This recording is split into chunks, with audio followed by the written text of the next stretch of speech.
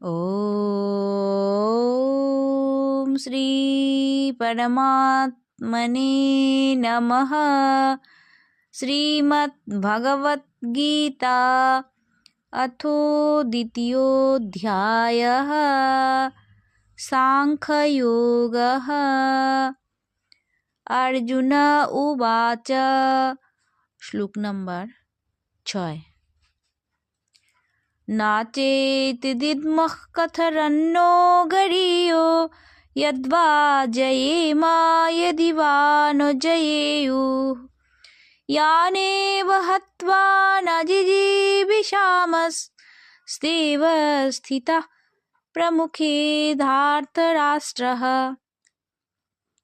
অর্থাৎ যুদ্ধে আমরা জয়লাভ করি অথবা উহারা আমাদের পরাজিত করে, তবে কোনটি যে মঙ্গলময় তা বুঝি না, কারণ যাহাদিগকে বধ করিয়া বাঁচিতে চাহি না, সেই ধৃতরাষ্ট্রপুত্র আমার সম্মুখে অবস্থিত রহিয়াছে।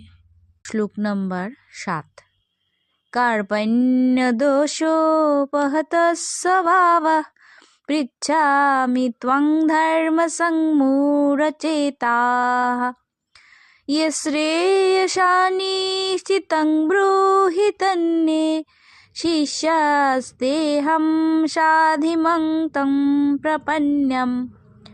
অর্থাৎ চিত্তের দৈন্যতাবশত আমি জ্ঞাতিনাশ পাপে খুবই ভীত হয়েছি।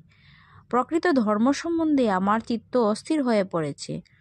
কি উচিত ও কি নিশ্চিত সেটি তুমি ঠিক করে আমায় বলো। আমি তোমার শিষ্য এবং শরণাগত, তুমি আমাকে মঙ্গলজনক উপদেশ দান করো। শ্লোক নম্বর 8। नहि प्रपश्यामि ममापनोद्यात् यच्छोकमुच्छोषणमिन्द्रियाणाम् अवाप्य भूमा वसपत्नमृध्यं राज्यं सुरानामपि चाधिपत्यम्। অর্থাৎ এই পৃথিবীতে মহা সমৃদ্ধশালী নিষ্কণ্টক রাজত্ব পেলেও কিংবা সুরাগণের অর্থাৎ দেবতাগণের উপরে আধিপত্য পেলেও এইরকম চিত্তচাঞ্চল্যকর দুঃখের কাছে সকলই তুচ্ছ। সঞ্জয় উবাচ। শ্লোক নাম্বার 9। এবমুক্ত্বা ঋষিকেশং গুড়াকেশः পরন্তপঃ নয়োৎসইতি গোবিন্দম উক্ত্বা তৃষ্ণুম বভূবঃ।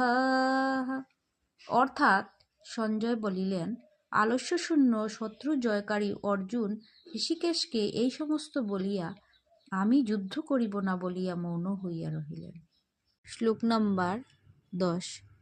তমুবাচ ঋষিকেশস্ প্রহসন্নিব ভারত সেনয়োরুভয়োর্মধ্যে বিষীদন্তম ইদম বচঃ।